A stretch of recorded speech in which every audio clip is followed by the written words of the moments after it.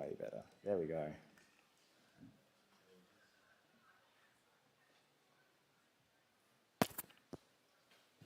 Ooh, all right.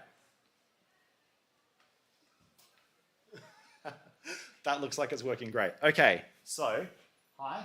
I have met most of you at some point. Welcome to this is our very first mission concept review for BinarX. And this is the very first time we've done something like this for you guys. We're trying to capture as much of it as we can so that our other schools can see what's going on.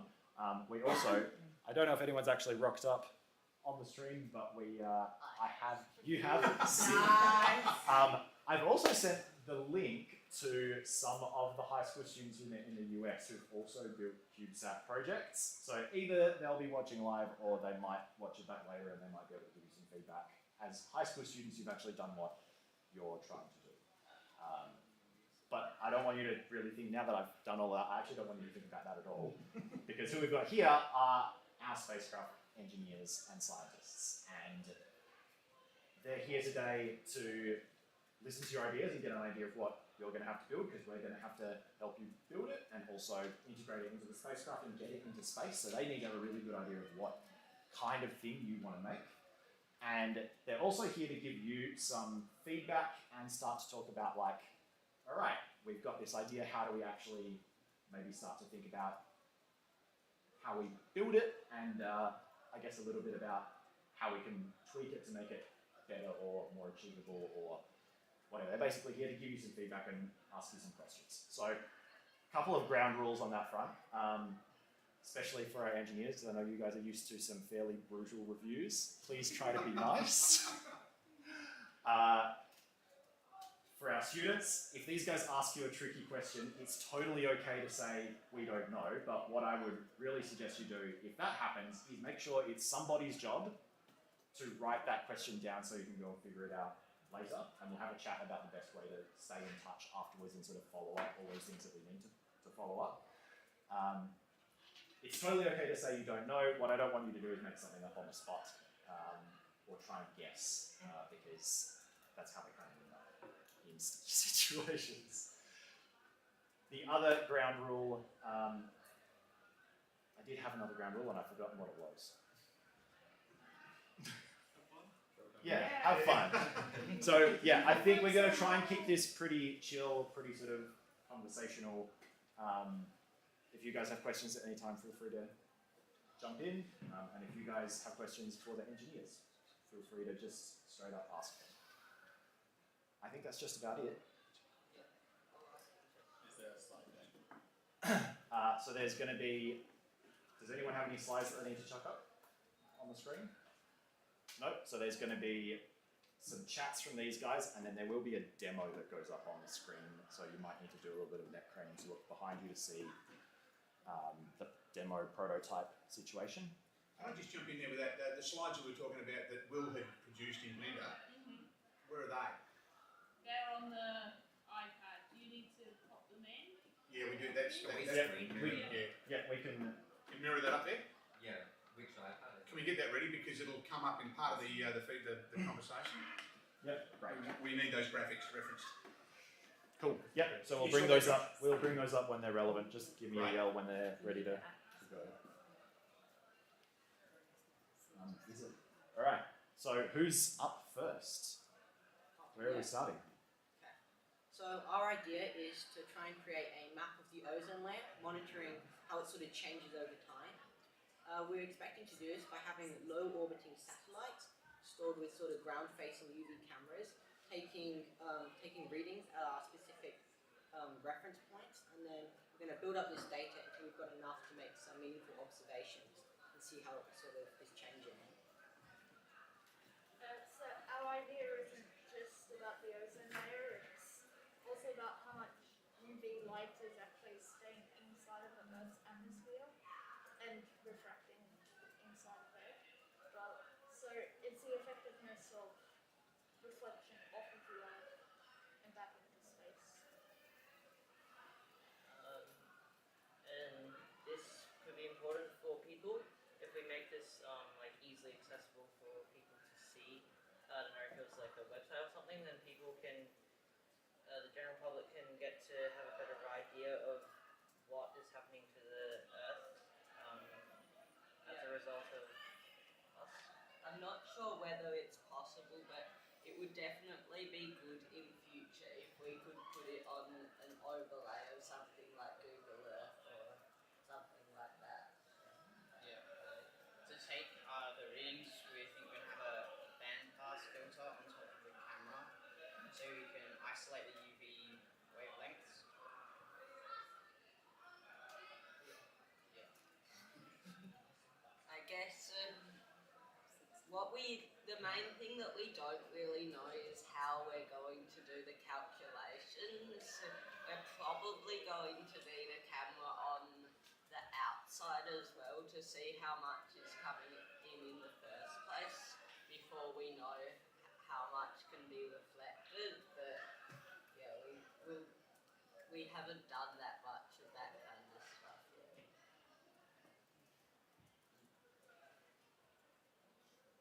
Alright, so when you say you need a camera on the outside, you mean outside? Like Like pointing here on outside Earth? to space. Oh, okay. Or we could do it from ground too, that might work. Okay, so you're talking about having one camera pointing at the Earth and also Yeah, being to able to see measure how much UV is coming in from the other so direction. we can make it as a percentage of how much is coming in the first place. We're right to chime in at any time. You can jump in at any time, Fergus, Stuart, whatever your name is. So I'm Fergus. I was working a bit on one. I did a lot of the hardware and some integration and electronics design for it. So when you're talking about outside and down, you have a nadir. We call it nadir is the part of the satellite pointing towards the Earth, and zenith is the part pointing away from the Earth. So you're going to have a zenith camera pointing towards the sun to determine the UV coming in, and a nadir camera to get the reflected radiation. Is that correct? Yeah. So could the one pointing out, I can't remember what it's called, could that be on the ground as well? I'm not sure. I don't know enough about the ozone layer to Yeah. answer that one. Yeah. Maybe. The only issue I could see with having it on the ground is, of course, that it's sat up. Yeah. Yeah. Yeah. Having it on the satellite would obviously be beneficial. Is it possible to calculate how much would be coming in just using where the sun is and stuff like that? I'd say there's certainly a very good research question to Yeah. Yeah, I think there probably have been previous missions that have looked at the sun, and you might be able to use the data from some of them. But Yeah. it might be good to have your own sensor as well. Yeah. And what made you guys want to find out more about the ozone layer and ultraviolet? Well, it just seems like a thing that I've been reading about it. You've been reading about it more and more in recent years, but I just haven't seen any kind of mapping and things that actually make sense of it so you can tell in certain areas. And do you guys know which parts of the Earth's ozone layer you want to look at? Do you want to look at it everywhere or Well, sort of around Well, we Australia? want to choose some specific sample points and collect the data so we can get sort of a better understanding of those specific points, because at the moment we'll only have like one satellite up, but the end goal is to have sort of a web of satellites taking readings from different points all around the globe, and like Louis said, trying to create almost a Google Earth sort of thing, showing how it changes that's more accessible to the public. So ideally you'd like to collect it everywhere. Yeah. Have you looked into orbital inclinations of satellites versus where the ground path track is? Because what you might find is you may not actually require multiple spacecraft. There are certain inclinations that you can go at. One of the most famous ones is the International Space Station's orbit. That actually covers quite a lot of the Earth's surface. So you can probably get by with just a single satellite and get a good mapping of the ozone layer. If you had to pick like 5 points on the Earth's surface, do you know which ones you'd pick, or do you know how you might figure out which sort of targets of interest you'd select at the top of your list? I guess it might be something to do with where it's most likely to be depleted. So if you look on top of really massive cities and stuff, And then I guess you might want to look at places where people haven't been much to see how it's going in untouched places. Did somebody in this team mention Pakistan the other day? No. I don't think so. You might also want to monitor the poles with it so you can see how damaged the ozone is there and how quickly the ice may melt. So how close would the kind of orbit that the Binar CubeSats would be in, how close would that be to the poles? About to mention that actually, not close at all. So the orbit that we're in is I think about 50 degrees incline from the equator. We don't go anywhere near the poles. To start going to the poles, we're looking at going to something more what's called a sun synchronous orbit. So that's where instead of doing like an equatorial orbit or an inclined equatorial orbit, you're going over the poles basically like this. It's called sun synchronous because your satellite's essentially going to be in the sun the entire time. It's orbiting that as it's rotating. So that will give you some fantastic observation points of the poles, but then likewise the downside is you're not going to get much of a reading of the rest of the middle part of the planet. So in that case, of course, you may require multiple spacecraft. Something to keep in mind as you go towards the poles as well is the effects of radiation are a lot higher than they would be when you're doing an equatorial orbit, just how Earth's magnetic field works. So that's certainly something to look into. I think the main goal of the polls would also be to check how humans have affected the ozone layer. So in big populated cities and stuff, and then compared to areas with not many people or just no people at all. That's what I was thinking. If the intention is to try and find areas where there's not an awful lot of human presence, I suppose, there are plenty of areas that do kind of tick that box within the equatorial orbits that you may commonly see. So, I mean, I'd imagine spaces in the middle of the ocean, there's no land for people to even inhabit, that should probably have a similar ozone structure, I guess, to maybe what you see in the poles. I can't comment for certain on certain. I guess it would also be good to look at surfaces on the land that are reflective anyway. So would that change the data at all on deserts and stuff which reflect the colours reflect a lot anyway? Yeah, for sure. Yeah, that's definitely something to have a look into. So you'd need to figure out the maths to get rid of that interference. But likely if you have like again, using the poles as an example, like a frozen water surface, it's going to act more like a mirror, I guess, so to speak. Yeah. Desert. So that's for sure. Yeah. So sorry to make you guys turn around. I did a lot of radiation, like thermal modeling and stuff for Binar, so I'm quite interested in your like the science case. I've heard that there's sort of two ideas going. There's the idea of depletion of the ozone layer, and then the other one of trapping of UV light. Is it you looking at the ozone layer specifically, and UV is how you're going to measure that, or are you looking at how much UV has been trapped? It's the UV coming into the Earth, how much of that, so it's like having a look at how damaged the ozone layer is by looking at UV and then analysing that to be able to see the ozone layer.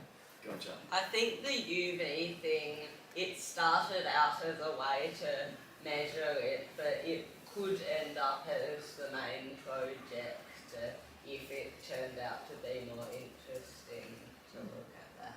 Yeah, that's true. So I would choose one of those, especially if you're choosing the ozone layer specifically. There may be, and you have to look at this, there may be better ways to measure the density of the ozone layer than UV reflection, because UV I don't think is going to reflect amazingly off the Earth, and so the maths will get quite difficult, and there's some more straightforward ways, I think, like where you can get direct data from the ozone layer than reflection. So.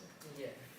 One of the techniques they use at Mars is they actually look at the sun, but when they've kind of started to go back behind the atmosphere, so if you think of the Earth like a ball with like a fuzzy coating on the outside, it's like when they've gone back into looking through the fuzzy at the sun, and sometimes you can measure the sun when you're above the atmosphere, and then as you sink down, like right before the spacecraft pretty much goes into like sunset, you can look through the atmosphere and measure what's by the lines that are missing while you're still looking at the sun. So there might be a few more ways to get at the data that you want that maybe we haven't considered so far. That's still on the same path part as you are currently looking at an onboard camera. Yeah. What Rob's referring to is called spectroscopy. So it's one thing to write down.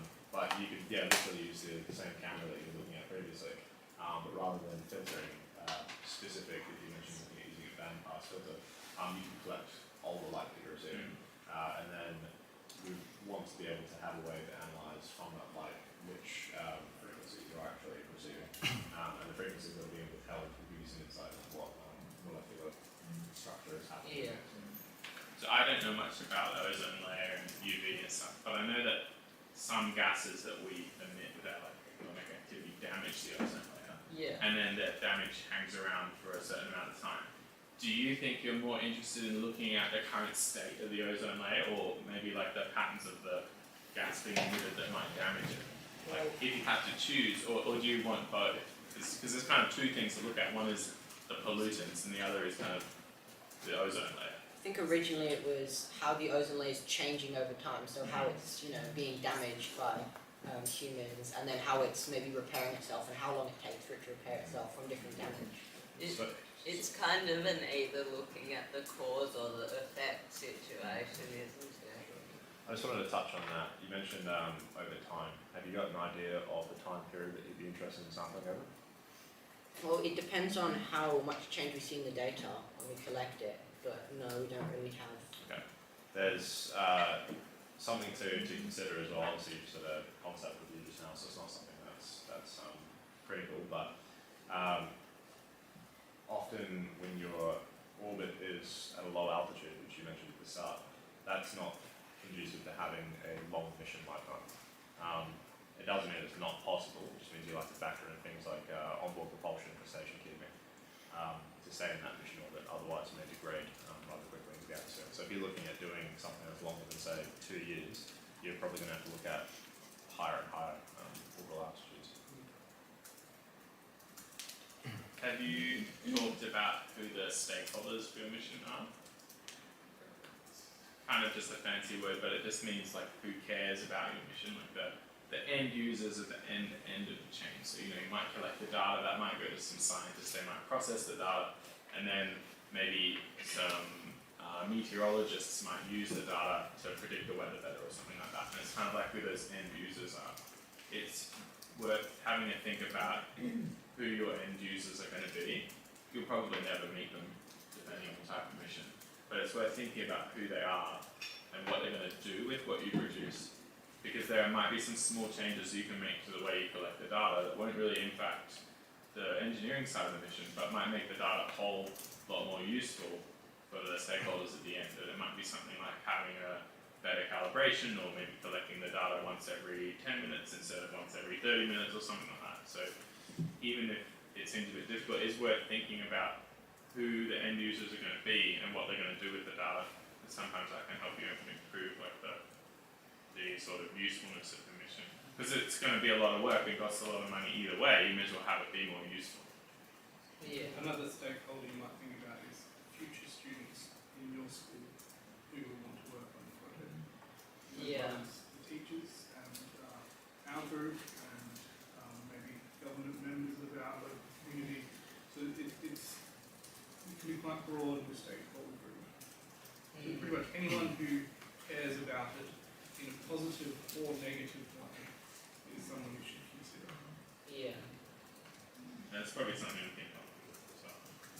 And an example would be if you're all interested in engineering and the technology of the satellite, it'd be worth getting a few people into the team who are interested in working with the data and actually, so if let's say you're all engineers, it'd be worth getting some atmospheric scientists in your team as well.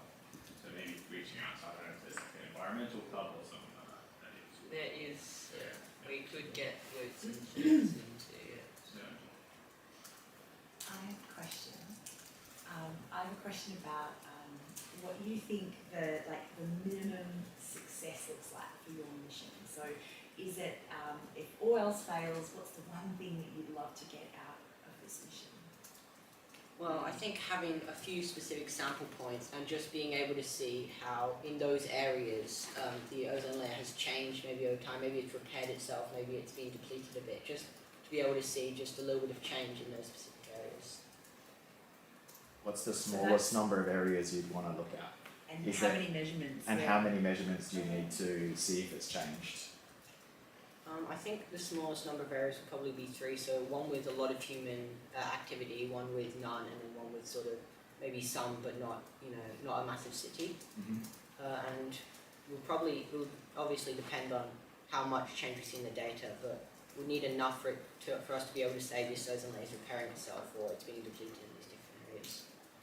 If you only got back one piece of information from the satellite, like if you only ever, if something went horribly wrong and you only got like one picture on the way out of or one piece of data on the way out of the space station, what would that one, and I'm not saying that's likely to happen, but like what would that one piece of information be? I think is kind of where Renee is trying to guide you to. So if we only ever got you one piece of information from space, which piece of information would you choose? Probably showing that the ozone layer is quite depleted in some areas, being able to see whether this is actually happening, and it actually is being depleted by human activity. I Okay. guess one piece of data isn't very, it's really not very much, and I think one of the main things that has stopped us from thinking about that is that we haven't really imagined ourselves being the one providing the resources yet and how we're actually going to put it up, so I guess we haven't thought much about that. That's all right. Well, It's It's a great reflective question, though. yeah, it's a really interesting one to think about because sometimes you don't get all the information back that you want, and sometimes you don't get. I know these guys are one thing that we're doing differently. I think on our next mission is planning a little bit more for what do you call it, descoping. So like, if it turns out that not everything's working as planned, or if it turns out we don't get everything built the way we wanted it to, like, it's really useful for you to know which things are most important and which bits of information you want to get back the most, so you can prioritize getting those. And then it's awesome to have all the other goals, but like, and it's not saying you should only aim for those most important bits, but having an idea of what your like one most important thing is can be really, really useful for kind of keeping things clear in your head. It's also very unusual in any project, space or terrestrial, everything to go perfect. So you should assume some things will fail, and then you should assume that you don't have to have 100% of your goals met for it to be valuable. So you have to work out what are the valuable things we can do along the way. So for example, with Binar one of our main goals was getting it launched, like education for everyone through that process. And so, you need sort of milestone goals rather than one overarching thing, so that you can identify the value in the steps of the process. Yeah. Just even getting it built and having it tested on the ground and then getting it integrated into the spacecraft and watching it leave the International Space Station would be an incredible achievement. And that, again, was a big focus on our program when we're doing something for the first time, making sure that you understand the value of that pathway. And that's exactly what the team made sure to understand as well. Probably the thing with knowing what we need most would come because we don't really know what our end users would be specifically yet, so we learn more about that as we figure out who wants the data. Yeah, I was going to say about benchmarking data. So you might not be able to have a collection of data points from your spacecraft and from your instrument, but you might be able to find a data set that already exists that you'd like to ask a question of using the spacecraft. So if you want to understand the rate of change of the depletion of the ozone layer, there might be some data sets out there already that scientists are asking those types of questions. And then you can have a look at what the data says and the conclusions that the scientists have, and maybe this is a chance to either update that data with a measurement of some kind that you're describing, or even a way to go, hey, I think this bit of data was missing, we have the technology now, or the type of sensors, or the nature of being able to go in this particular orbit on a really small spacecraft. So that could be a really interesting way to ask the question. It hasn't been asked yet, and it's something that even if you only get one measurement, it still would be really valuable from that point of view.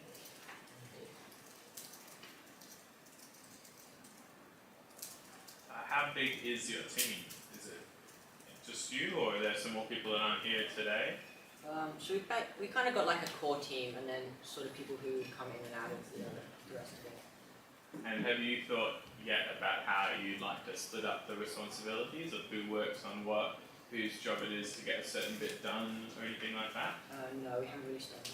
I'm really into the software application side of things, so I'd be a go to it. I reckon I. Oh man, I've just realised my other thing that I wanted to get you guys to do at the start was introduce yourselves, and I didn't do it. I can introduce myself now. Oh my gosh, okay. Because that's a really good time to talk about that, because like, hi, I'm this, and I do this kind of stuff. Not if we're live streaming, Robert.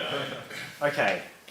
Should we this is maybe a good time to talk about that if we're talking about like who's kind of interested in what and who the best person to talk to on our team is and vice versa.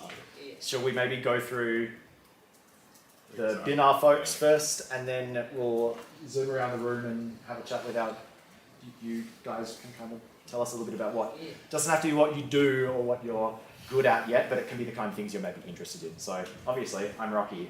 I like to mess around with cameras and do live streams and try and get the stuff from these guys' heads into your heads. Stuart. I'm Stuart. I'm an engineer at the Binar Space Program. I've been doing my PhD now for 4 years. I'm hopefully coming to the end of it now, getting tired of the research side of things. So, before Binar 1, I was the lead software developer. So I wrote all the... Well, is it still in orbit? It is still in orbit, correct, yes. I wrote all the software that makes our spacecraft tick. And now leading into trying to make a generic platform that people can use potentially after I'm board. Hello, I'm Robert. I'm a researcher at Curtin. I also did actually the same engineering degree as Stuart, mechatronics engineering. Then I did my PhD, and now I work there and I teach our undergraduate. So I teach our uni students how to build a spacecraft and do space missions. So I've got a group of university students at the moment sort of doing similar stuff to you. But they're not aiming to do a whole mission, they're just aiming to build one part of a spacecraft, because we only have about 12 weeks, so I kind of scoped down the project that they would be doing. And I'm particularly interested in how to build a spacecraft, like the best way to design the system. That's probably my sort of area that I'm most interested in. Hey, I'm Renee. I'm the deputy at the Space Science and Technology Centre, which is the home of the Binar Space Program.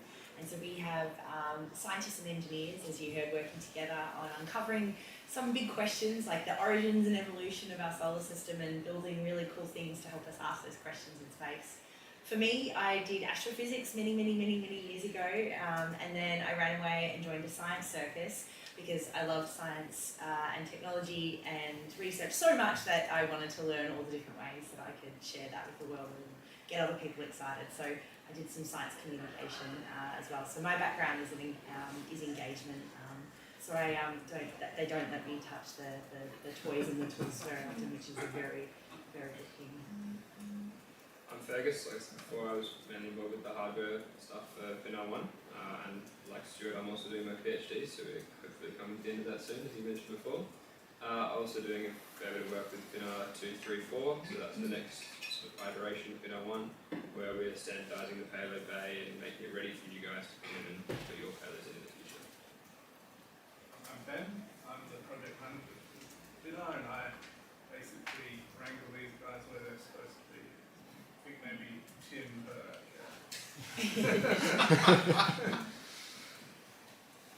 Hey, so I'm Charlie. I'm actually not an engineer. I'm still a student, still studying in uni. I had no involvement in Binar 1, but I'm doing a little bit of work, hopefully, for the next few launches. So, as Jill was mentioning earlier, I've got a magnetic field, and I'm kind of building a device which simulates that on Earth, which is a lot cheaper than setting a satellite up and down all the time, so always a plus. But yeah, I've always been interested in space. I would have loved to have something that you guys taught in high school. So I'm sort of like making up for that now in my own bedroom. So yeah. Hi, I'm Kyle, like I said before. I'm also a PhD student with the Binar Space Program. I'm nowhere near completing it, it's really long anyway. My PhD is on deployable mechanisms, so I'm doing the deployable solar panels for Binar 2, 3, and 4. However, like I said, I've also been pulled into doing like the thermal simulation and altitude control simulation and lots of simulations. He's really good at math. But yeah, how that was students, I've done a lot of reading on radiation and spectral radiation, UV radiation, all that sort of stuff that you're talking about, so I should be able to help with that. Cool. Do you guys want to give us the same kind of like, doesn't have to be your whole thing, but just what kind of thing you are interested in doing in the team, what kind of things you have done in the team so far? Hi, I'm Alfie. What I'd like to do in the team, I like the sort of engineering side, so designing how it's going to work and sorting out any problems that we might need to work out before sending it into space. So far on the team, I've sort of been sort of like a little bit like the spokesperson, presenting things and getting the idea sort of running correctly.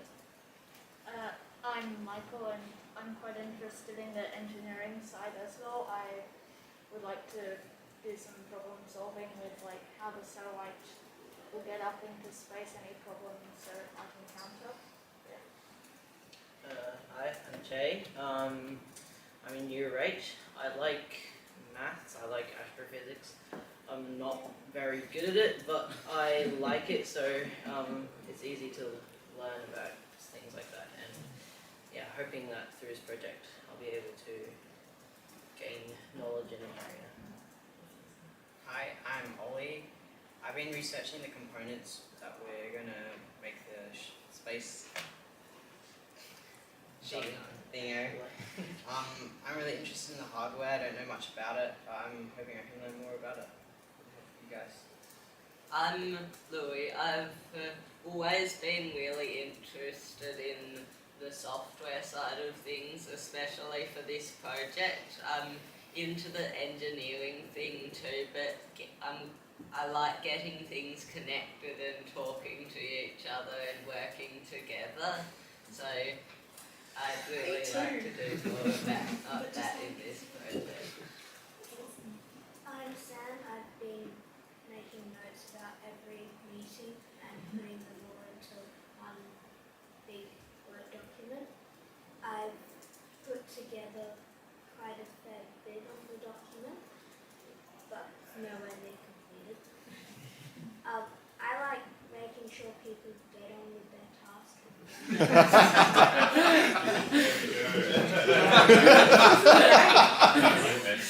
Very, very amazing team structure here and bringing incredible skills. And Can I just jump in now too? What's beautiful about how many year 7s we got here?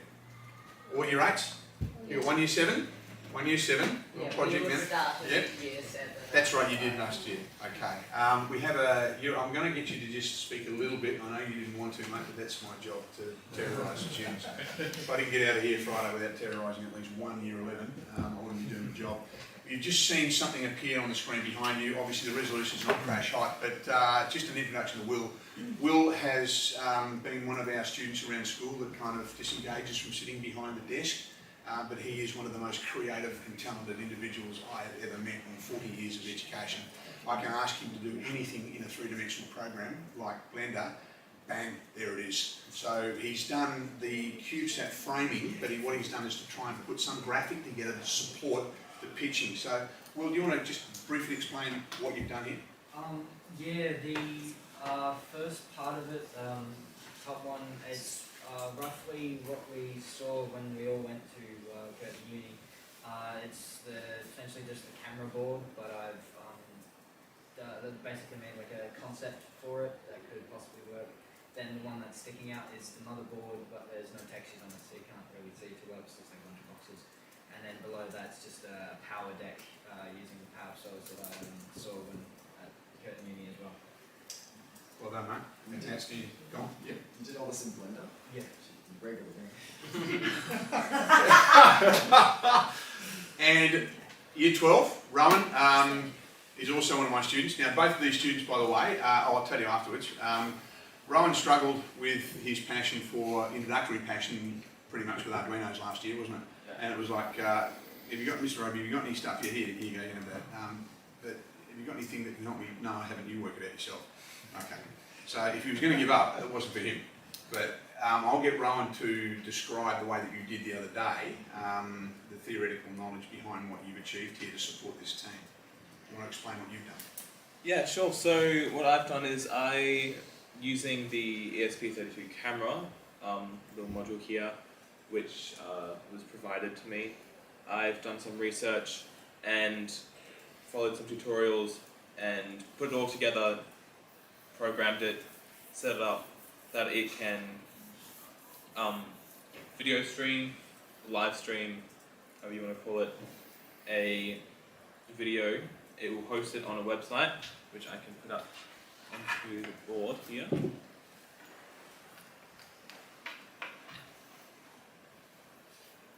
That might. They might need you to stop Yeah. airplaying from yeah.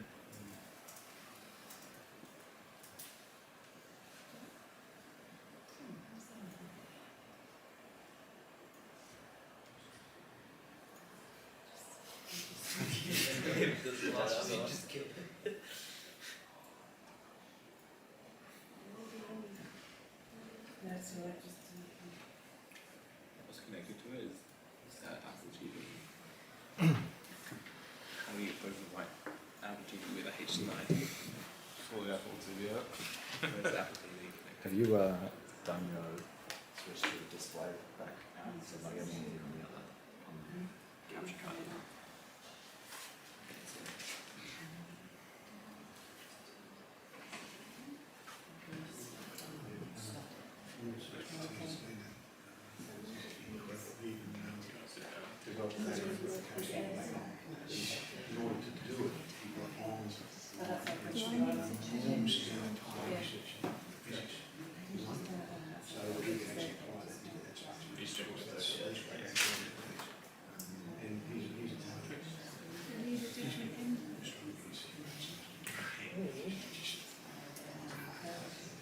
It's coming, it's alright, it should be coming.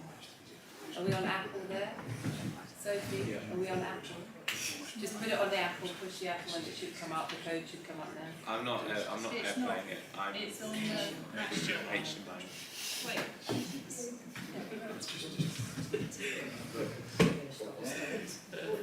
There we go.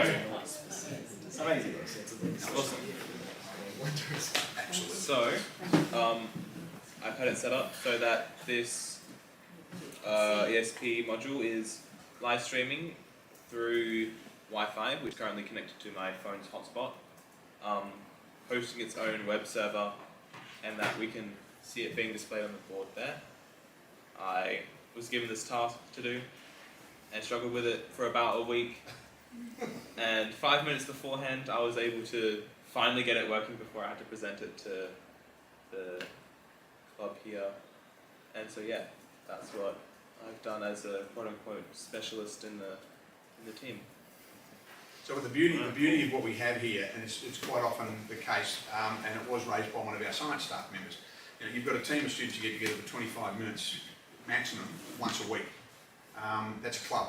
And we have a teacher that gives, several teachers that give up their time. Some of them have to go and teach lessons, but we've had several different learning areas that managed to move their way in terms of the teaching staff into this space. What's come out of this is the ability for students like this to have their dreams and ideas realised through some kind of a media manipulation and a graphic representation that's not just a SketchUp drawing that your grandmother might put in a fridge magnet. We've also got the expertise and interest within the technology capability here to be able to realise these dreams, because these guys here can come up with these amazing ideas, and then some of us can sit back and go, you know what, I know a student who can do that, and if the teacher doesn't know the student, the teacher won't be able to pick it. But these two gentlemen here are doing a Cert 2 VET course with me, and we've got students that are doing 6 ATAR units in that VET course, and the 6th ATAR is a language outside because they're either Chinese, Japanese or Russian, so they can breeze that. They're doing it so they can get the space in a Cert 2 environment to do projects like this where there's no assessment. He doesn't get assessed for that. What he does is he just does it because he likes me, and I've told him to. But he can persevere with a passion and an interest.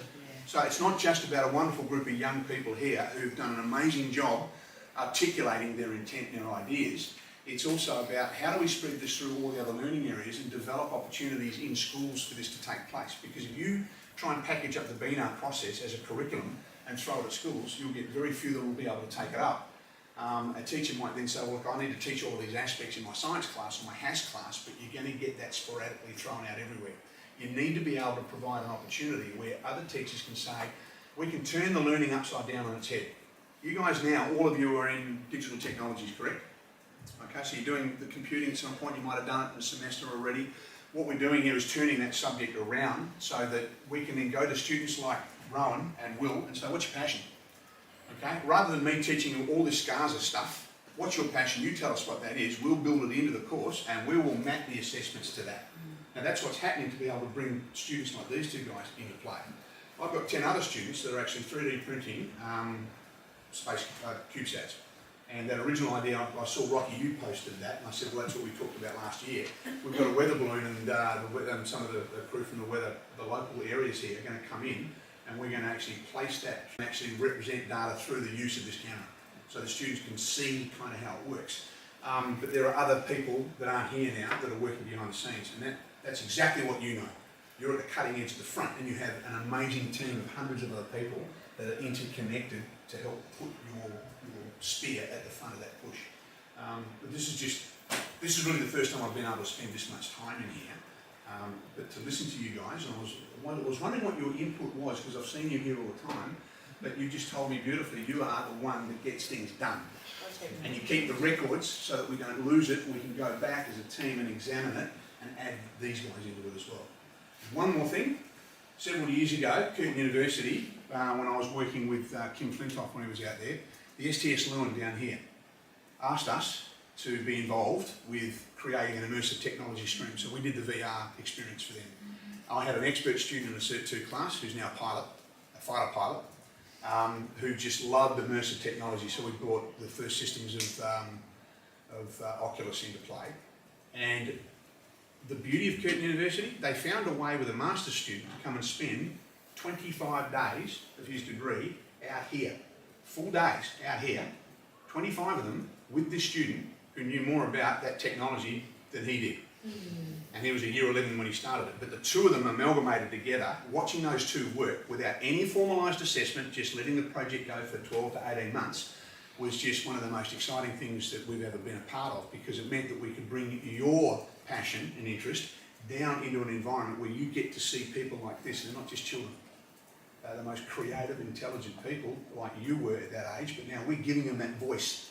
And so out of that, we actually have an exemplar where hopefully we can look at the Binar concept and start to push out some of you guys to come out for a few days of the year as part of your studies and research, and then really work directly with these kids and helping to build that up, because we can't do it on our own. It's just awesome. All right. So, following on from that, I want to talk a little bit, unless anyone's got any kind of stuff that they want to address about the mission concept before we kind of shuffle on a little bit. No? Do you have any more questions from the discussion you had? That was my next question. I didn't know if you were No, that's okay. That's right, you're great. No, that's the next question. Do you have any more questions that you really want to ask these guys while they're in front of you? Yes. How will this project be funded? It's a great question. You should walk into almost every meeting and ask that. Who's paying for this and how it's being paid for? Excellent. In the sense of, are you asking in the sense of like all of this program, the whole BinarX program? So that's, we've got support from the state government through the Department of Jobs, Tourism, Science and Innovation. So they see the incredible value of having young people working in a hands-on environment, in a problem-solving environment, in a collaborative environment across not just your school and your peers, but across the program itself. So, and looking at how we can exactly have, as we were talking earlier, about this team working across ourselves. So we got some funding from the state government. We got some funding from Curtin to support us doing that. If you're asking about how will this be funded, i.e. what sweet gear can I buy? Is that what you're asking as well? Not really. Now but that you've I brought it up, guess- he isn't not asking it. All right. Are you? Are you asking, like, is that, like, how do we fund our parts, or are you asking that is financial considerations something to build into your project structure, for example? Yeah, I guess so. We have not given you a budget. So from what we think so far with some of the items, if you're unable to source them yourself through either the programs that you have here already, or like working across, you've been so incredibly resourceful, that kind of thing, first stop, because again, it allows an opportunity to get buy-in from the rest of the schools. If you ever have trouble, you're like, I don't know where to get this, I don't know where to ask, or this is extraordinarily expensive, just ask us and we can help. So we don't want the cost of building this technology around, or buy the tools that you need to poke and prod. We don't want that to be a barrier for you. But we also encourage you to think, what do you have that's already lying around in the school? Like, do you need soldering irons? Is there soldering irons somewhere in the school? I have one at home. Excellent, there you go. Is this something that we can pop down to JCAR? And if so, actually we'll need some help with that. So thinking in that respect. So we haven't defined a budget for each team. It's not like we're going to say, here's how many thousands of dollars or hundreds of dollars that you need to use this for. So we don't want at the moment for you to worry about the financial considerations. But as we develop the program, we'll obviously be here to help you and guide you with how much sensors are, and where do we get our things printed and things like that. And that's Yeah. part of being first. Yes. Is that we actually payload and send it into space. And so you're going to be helping us figure that out, so we know how much more we need to ask for to keep the program going. So just build what you want, and we'll kind of keep track of it, and that's going to be our baseline for figuring out how to do more of these, I think, is the vibe. So you don't have to worry about like the cost of launching the satellite. Oh yeah, that's not a part of it as well.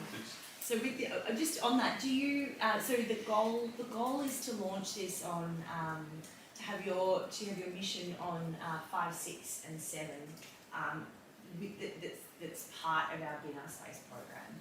So your experiments will sit side by side some of our experiments, and maybe some experiments from other research organisations or other businesses looking at asking questions and solving problems. So no means do you need to go through the regulations in the same way that we have that.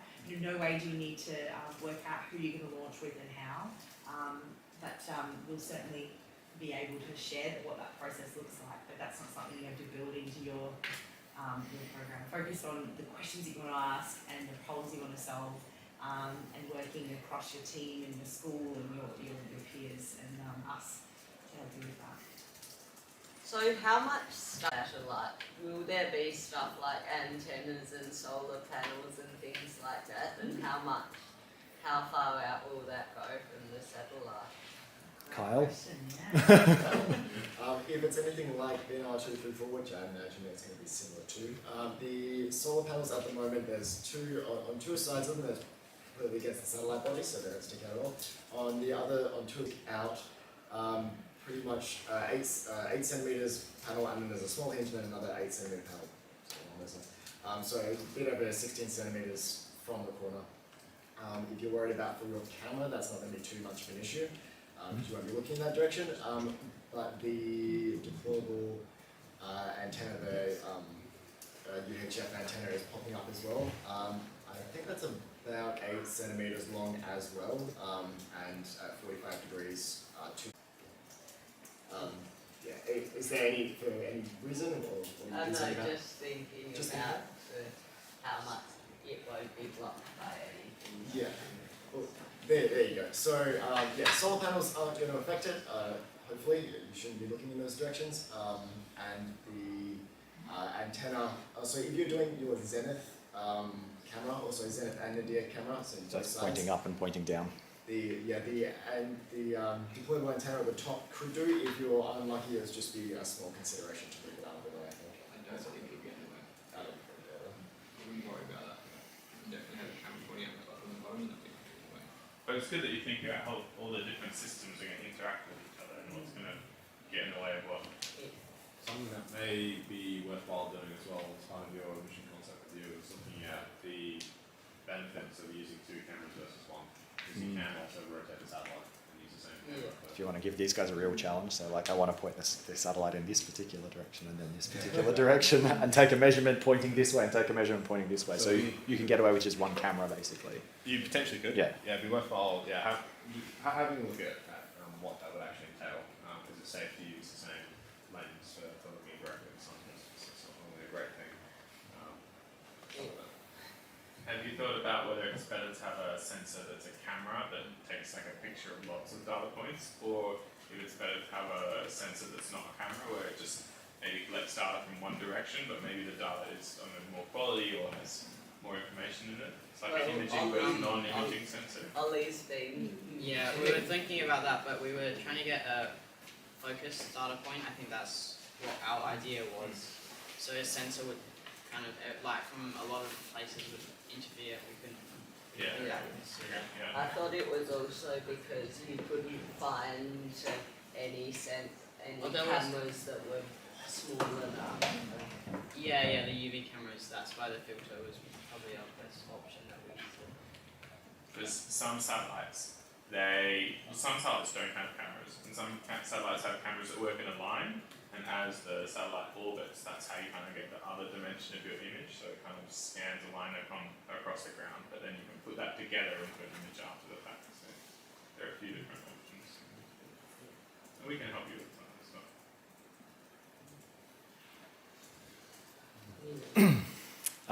Tim's gone outside. So what are you guys planning to do next on your project? Do you know what's coming up next, or are you kind of waiting for instructions from us? Yeah, so that's kind of my next question now. Like now I guess with the questions and answers. Don't forget to come back and sort it out before you launch your payload. And that's a great one for these guys, because there's not a science teacher sitting in this room. There's one that comes every now and again, but we've opened it up to a number of people that have just sort of gone, no, we're too busy. So this is why we rely on the other leading schools who have strengths in areas that we don't have to bring that to bear. But this young crew here, we encourage them to go to their teachers that they connect with in science and ask them, that way they're authenticating that learning a bit more. What's that for? Oh, we're part of the Binar CubeSat. Oh, okay.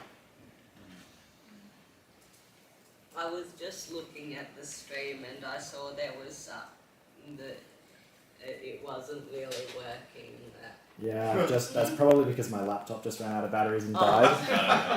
So that has happened, but it's okay, I'm on it. And if we make a video and let's say this is something you really wish we put in there, you just message us and we can think, oh, we'll include that next time. So, like we're making the videos for you. So if they don't have the content in there that you want, just tell us and we'll make it. And if you have a question, most likely someone else in the Binar community this would help if, or what about this? It allows us, as you just said, we just were brainstorming then, like, oh, we can do this and bring that, like, it's something that we can plan for and give to you. And then once it's done, because it's on the platform, it's a digital platform, it will always be there. And so next year when another school comes by and your mentors to them or mentors to your fellow peers here at other schools, there's a record there and you're actually showing them what it takes, and that's really important as well. So the next time, even though this is the first time for all of us and sometimes we don't know how to do something or we don't know the answer, the next time you're making it easy for somebody else as well, so you're being able to pass on your experience, which is a big part of what we're hoping to do with this. So again, if we don't know, let us know. And if you don't know what you need, just let us know the problem you have. That leads you beautifully to the comms, doesn't it? That does lead me beautifully to the comms. So, and I'm going to kick this one over to you guys a little bit. We've got a couple of options for the best way to keep in touch, and I've gone back and forth with myself on this. I've gone back and forth with Tim and our other schools and with Renee and with Ben, and talked to a bunch of people in America and went over there about how they kind of organise their stuff. And there's a couple of different options that we've got, and it kind of depends on what you guys want to do, because at the end of the day, you're the ones who need to be able to get in touch with us, and we'll meet you kind of where you want to be. So we do have the option of setting up an email address, and you guys can just email your questions in, and we'll make sure they get to the right person and send them back to you, and we can do this through mostly email. We do have the option of setting you up on Curtin's, it's basically Teams, so we can put you on like a Microsoft Teams channel if you've used that at all. Has anyone used Microsoft Teams before? It's kind of and both of those you would be able to, the kind of the advantage is that you'd be able to access them in class. The third kind of option that we know a lot of folks in, most of the folks we talk to in the US are using is Discord. And we kind of tried setting that up already, and it's tricky to get at it from inside school, right? Yeah, it might be blocked. So it's definitely super blocked. And I was chatting with your one of your IT guys before. He's like, yeah, it's a nightmare. So the rule with that one would be that you would have to take some of this stuff outside of class, because you wouldn't be able to contact us in class, and that just means you're like being able to take notes and ask your questions later is going to be even more important. I think that one would be way more fun and would be way more conducive to like having chats than just emailing back and forth. But email is going to work everywhere for everyone, right? Like we definitely know that email is going to work. I've got a number of teams that use Discord. I'm very careful about, no, I'm sorry, I can't set it up for you here. We can't officially set it here. But I know that you're going to communicate beautifully that way. Why? Because that's just the way you guys are used to doing it. It works really well. I can go to one student and get a message through that network. And then we come back to, unfortunately, emails, Microsoft Teams, etc., etc. Yeah. So I'm really cognizant of the university's need as well, because it's not just about us. Yeah. We have to empathise with your schedules and what's going to be easy enough and more conducive for you to be able to look at it and respond. I'm happy if the students want to work with the Discord as an out-of-school element, and then we've got to be able to kind of view this as well. Yeah. We might need to throw this around a little bit. That's okay. That's why I'm kind of bringing it up and prompting you to think about it. We have, I think those to me are kind of the two big options that we might end up somewhere in between. But yeah, there's a couple of obviously having everything kind of persistent in the Discord where everyone can get to it, and it's not going to kind of get lost in everyone else's email, which is going to be a big advantage. The other really nice thing about a Discord, if we do decide to go that route, that's what all the people we met in the US are on. So all of the university teams, all the high school teams over there are all using that as well. So Rock, I'd be happy if we use Discord as a priority, because who's this about? Dependent, we can see what's on their Discord. We don't have to actively engage and work it within the parameters of our timetable, but we can see what they're typing up. You guys are then getting this two-way comms. This team can tell us what they need and what's coming out of it. If we need to directly get through to you, guess what? Discord, can you send this through? Or we can fire an email, maybe. I mean, Rocky asked you how many of you are on Teams, but how many of you are on Discord already? There you go. I think there's a function for email, and I'm going to steal the conversation now, because I want to quickly squeeze one more thing in. We learned a lot about the successful groups in the US, and that is they had really clean and clear team structures.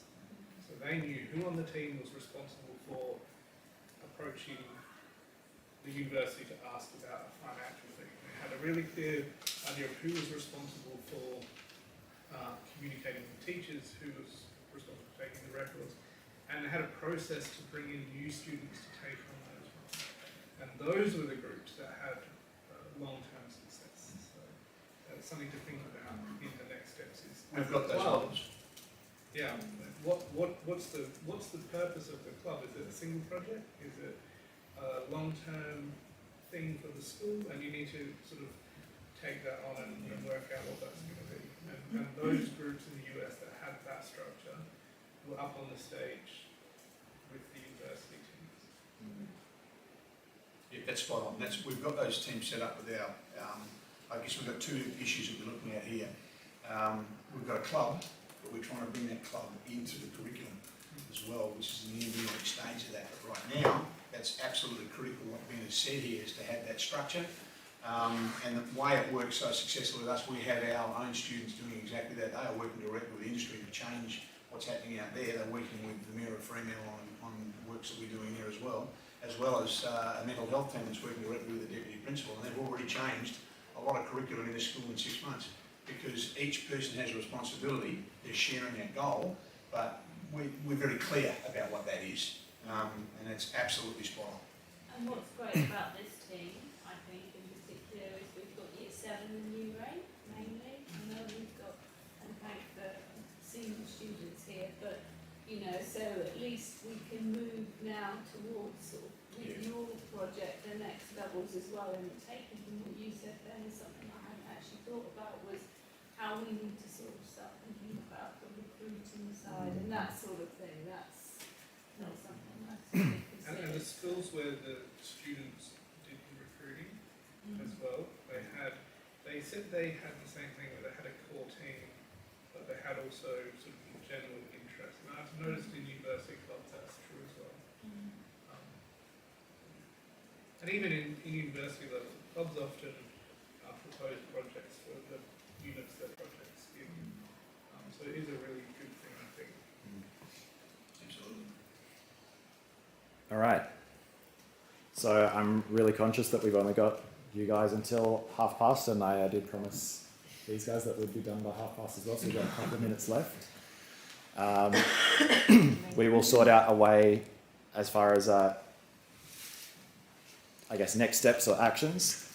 We'll sort out some stuff on how to do some requirements and helping you guys nail down exactly what your sort of hard requirements are. I think that's an action item for us. I think one for you guys is to decide how you want to talk to each other and talk to us, chat with each other, and let Mr. Robury have a think about that as well. But if it does end up being that, then let me know, and we'll just chuck a link up on the YouTube page, and it will be a little bit more of a to do that right. And if we do chuck that on there, that will mean that we can get some of our US high school students in there as well to maybe do a little bit of mentoring. If it is going to end up